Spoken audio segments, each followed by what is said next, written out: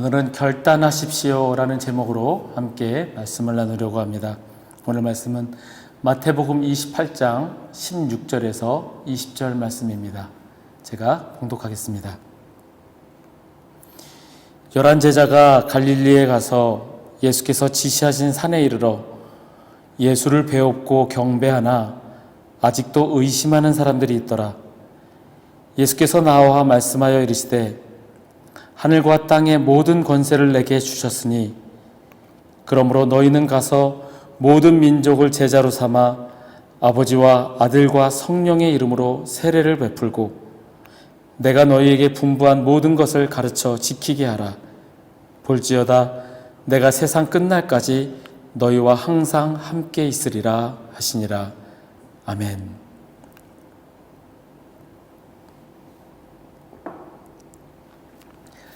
성경을 읽을 때마다 느끼는 것은 하나님의 말씀은 신비롭고 놀라워서 읽을 때마다 새로움을 느낀다는 사실입니다.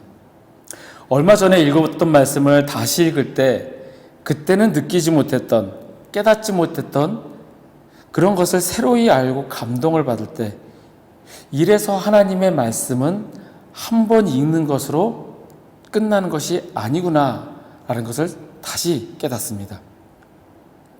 특히 성경을 읽을 때 어려서부터 오래 신앙생활 해온 사람들은 특징이 있습니다. 구약 성경의 이야기는 많이 들어와서 다 알고 있다고 생각하고 그냥 이야기처럼 재밌게 훑어가며 지나갑니다. 그리고 복음서 역시 예수님의 사역, 예수님의 이적 이런 것들을 중심으로 우리가 어렸을 때부터 배워오다 보니까 다 아는 것 같습니다. 그래서 복음서 읽을 때 그냥 대충 훑어서 지나가고 오히려 서신서를 집중해서 읽으며 무엇인가 새롭게 신학적인 의미를 깨달으려고 합니다. 이게 저의 이야기입니다. 저의 경우를 보니까 예전에 그랬었습니다. 다 아는 것 같았습니다. 어려서부터 많이 들어봤고 주일학교에서 전도사님이 재밌게 이야기해 주면서 그렇게 듣다 보니 예수님의 생애를 다 아는 것 같은 착각에 빠졌습니다. 그래서 창세기부터 나오는 이스라엘 역사도 다 알고 있는 것 같습니다. 그런데 성경을 깊이 들여다보면 볼수록 몰랐던 사실을 계속해서 깨닫게 되고 그러면서 또한 이해하지 못하는 부분들을 찾게 됩니다. 그러니 계속 말씀을 안 읽을 수가 없고 말씀을 공부하며 주님의 뜻을 찾아가게 됩니다. 아마 이렇게 평생 말씀을 읽어가면서 해도 다 이해할 수 없을 겁니다. 제가 계속해서 강조해서 말씀을 드리지만 하나님의 말씀 성경을 읽으시기를 바랍니다. 시간이 없다는 핑계로 성경을 읽지 않는 죄를 범하시지 말기 바랍니다. 우리가 TV나 인터넷은 자주 보잖아요. 그런데 성경을 읽을 시간이 없다는 것은 핑계일 뿐이라는 겁니다. 기도하기를 쉬는 것이 죄라고 말씀하십니다. 그러면 당연히 하나님의 말씀인 성경을 읽지 않는 건 역시 죄입니다. 더 큰 죄입니다. 하나님의 뜻을 알려하지 않고 내 생각대로 내 의지대로 그렇게 살지 말고 하나님의 말씀을 읽고 마음에 새기고 그 말씀대로 살아가고자 다짐하며 그렇게 말씀대로 살아가시는 저와 여러분이 되시기를 간절히 바랍니다. 오늘의 본문은 마태복음의 마지막 장, 정말 마지막 부분입니다. 이 말씀을 읽으면서 그런 생각을 해봤습니다. 여러분도 한번 생각해 보시죠. 마태가 이 성경을 집필할 때의 그 모습을 한번 상상해 보시죠. 작가가 글을 쓰듯이 자신의 상상력을 동원해서 그렇게 이 성경을 쓰지는 않았습니다.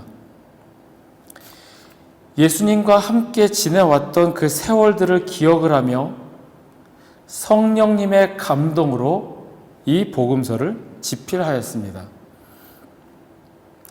예수님과 함께 지냈던 그 예수님의 공생의 생활, 예수님께서 말씀을 하시고 이적을 행하실 때 그 자리에서 바로 기록하지 못하였습니다.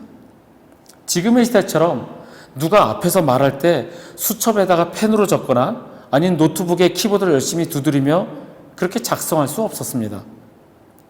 당시에 종이도 없었고 구약 성경이 양피지에 기록되어서 전해져 왔으니 그 무겁고 엄청나게 비싼 양피지를 들고 다니면서 예수님의 말씀을 한마디 한마디 기록하지 못했을 겁니다. 그리고 또 성경을 기록할 때 무슨 귀신에 홀린 듯이 내 손이 저절로 움직여가면서 성경을 이렇게 기록하지도 않았을 겁니다.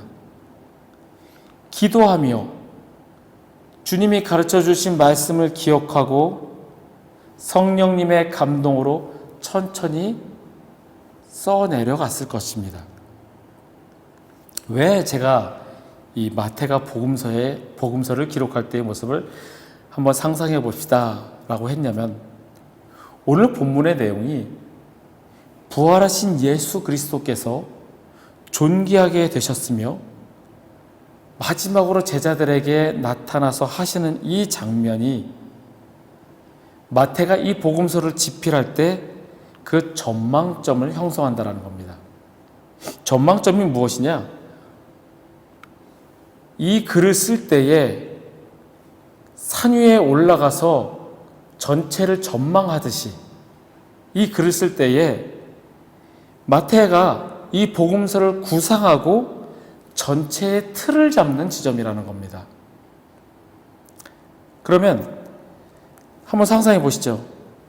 예수님이 마지막에 하늘로 올라가시기 전에 제자들을 산으로 모아서 그리고 하시는 말씀입니다.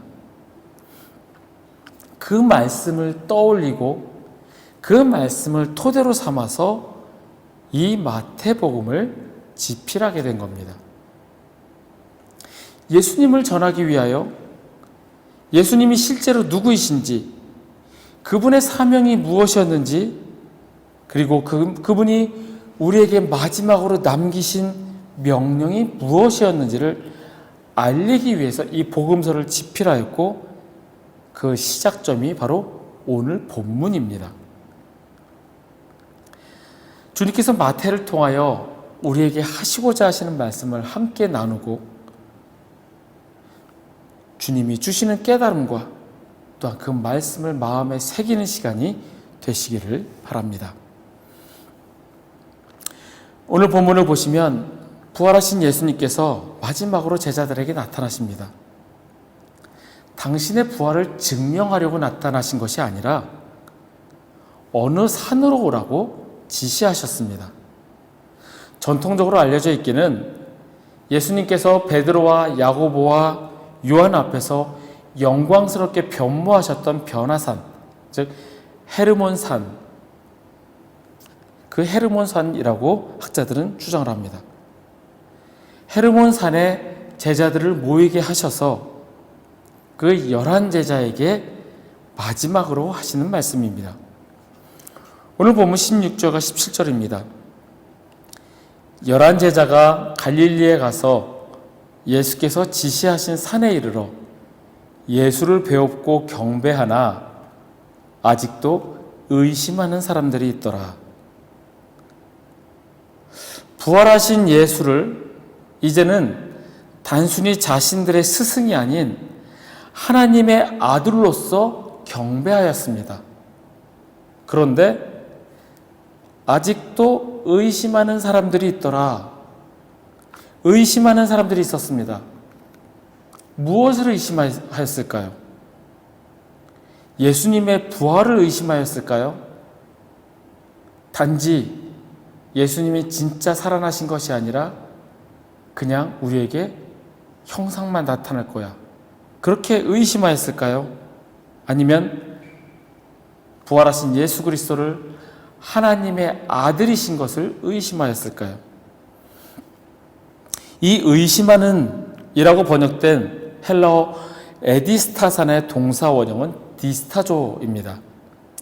이 디스타조라는 동사는 베드로가 물 위를 걸을 때 예수님께 저도 물 위를 걷게 해주십시오 라고 해서 물 위를 걸어갈 때 바람을 보고 두려워 물에 빠져갈 때 예수님께서 그에게 믿음이 작은 자여 왜 의심하였느냐에 쓰였던 동사와 같은 동사입니다.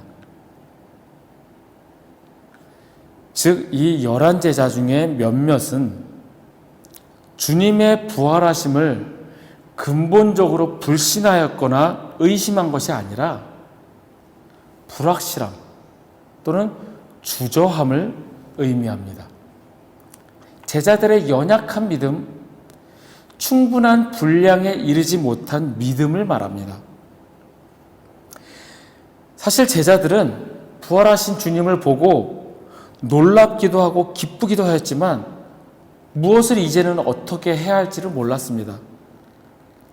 이전에는 주님을 메시아로 이제 열심히 주님을 따르면 우리 이스라엘이 다시 회복되어서 다윗의 시대와 같이 다시 영광을 누릴 거다라고 생각을 하고 열심히 주님을 따랐습니다.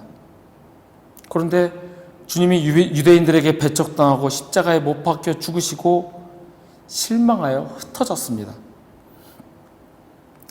하지만 예수님께서 부활을 하셨고 그 부활을 목격하였지만 이전처럼 같이 먹고 마시며 같은 계속 시간을 함께 하시지 않았습니다.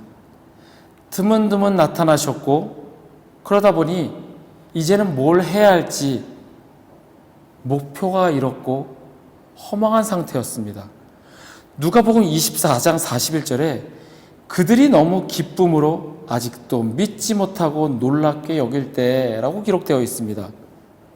즉 놀랍고 기이하게 여겼을 뿐입니다.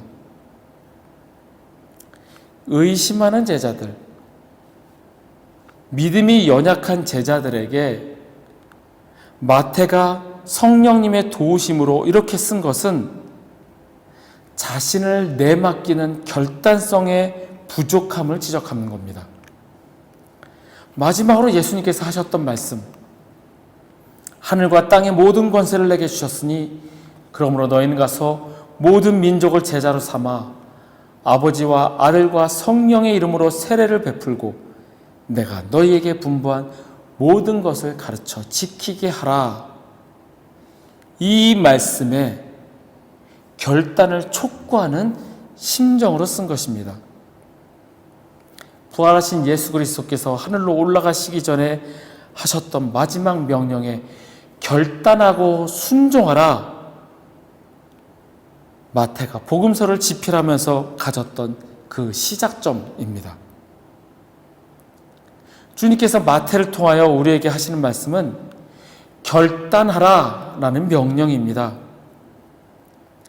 그리스도인으로서 살겠다라고 하면서 그렇게 살지 못하는 우리에게 결단하라, 우유부단하게 연약한 믿음으로 살아가지 말고 주님의 명령에 순종하여서 그 말씀대로 살아갈 것을 결단하라는 명령입니다.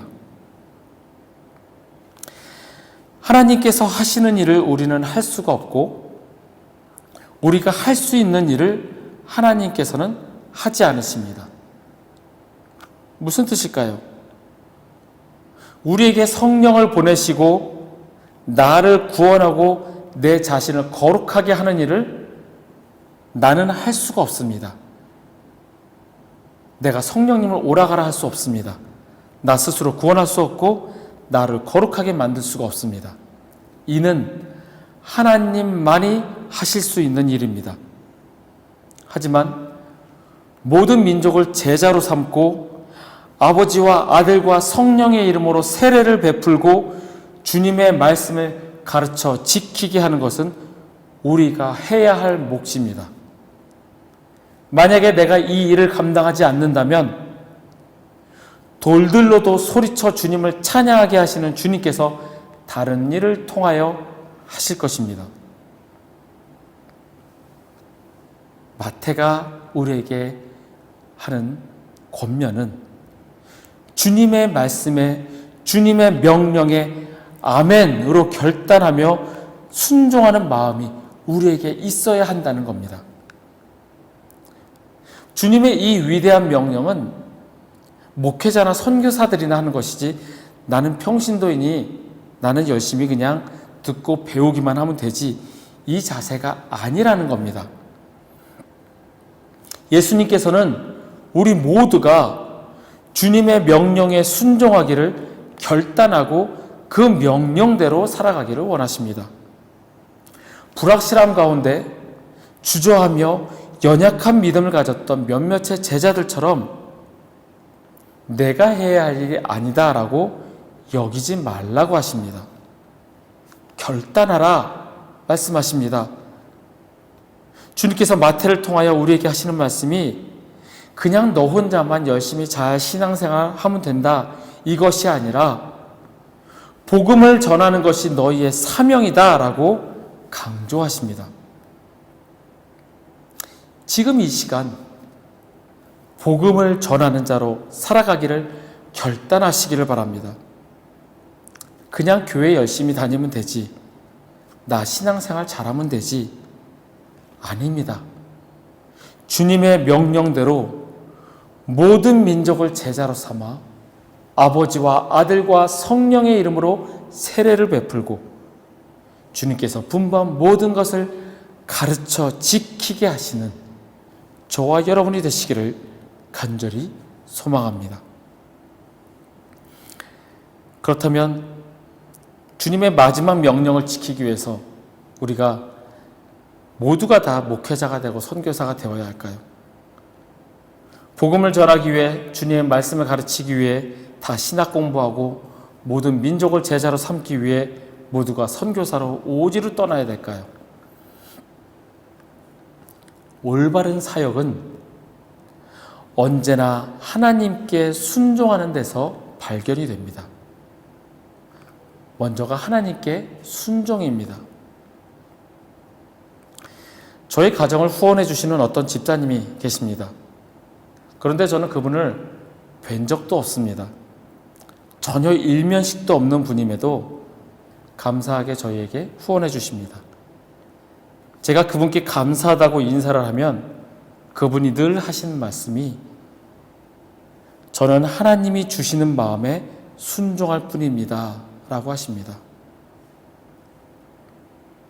순종의 마음을 갖는 것은 하나님께서 말씀하실 때 마음을 강하게 먹고 당장 그 믿음대로 행동하는 것입니다. 하나님께서 여러분에게 무엇을 하라고 말씀하실 때 머뭇거리지 말고 담대하게 믿음으로 행동하시기를 바랍니다. 하나님께 순종하기 위해서 우리는 늘 하나님의 음성을 경청하는 습관을 길러야 합니다. 하나님께서 우리에게 무엇을 말씀하시는지 찾으려는 습관을 만들어야 합니다. 훈련된 삶 가운데 있을 때 하나님의 음성을 들을 수 있고 순종할 수 있습니다. 훈련되지 않은 상태에 있으면 순종할 수 없고 하나님의 음성조차 들을 수가 없습니다. 나의 자아가 나를 지배하고 있기 때문에 먼저 나를 생각하고 나의 유익과 안전만을 생각하기 때문에 순종보다는 나를 생각하게 됩니다. 챔버스 목사님은 하나님께 인정받는 사역자라는 책에서 훈련된 삶을 이렇게 정의합니다. 훈련된 삶이란 세 가지를 의미한다. 즉, 주께서 생명을 주신 최상의 목표를 나의 목표로 삼는 것, 대장 되시는 예수 그리스도께서 내리신 삶의 규칙을 지키는 것, 마음과 뜻을 다해 하나님과 주의 말씀에 완벽하게 충성하는 것이다. 이렇게 훈련되어질 때 우리는 주님의 음성을 들을 수가 있습니다. 그리고 나 자신을 생각하기보다는 먼저 주님을 생각하게 되고 주님의 뜻이라면 주님의 마음이라면 순종할 수 있는 그 마음을 갖게 됩니다. 하나님의 뜻에 맞는 사역은 지금 내가 있는 곳에서 언제나 하나님께 순종하는 것입니다. 하나님의 생각을 알고 하나님의 마음을 알고 하나님이 주시는 마음에 순종하는 것이 바로 올바른 사역입니다. 순종함으로 올바른 사역을 할 때 선한 영향력을 끼치게 됩니다. 그리고 그 선한 영향력을 통해 바로 주님의 마지막 명령이 이루어지게 됩니다. 다시 말씀드리지만 주님의 마지막 명령, 이 명령을 지키기 위해서 우리 모두가 목회자가 되고 선교사가 되고 선교지로 떠나라고 하는 말이 아니라는 겁니다.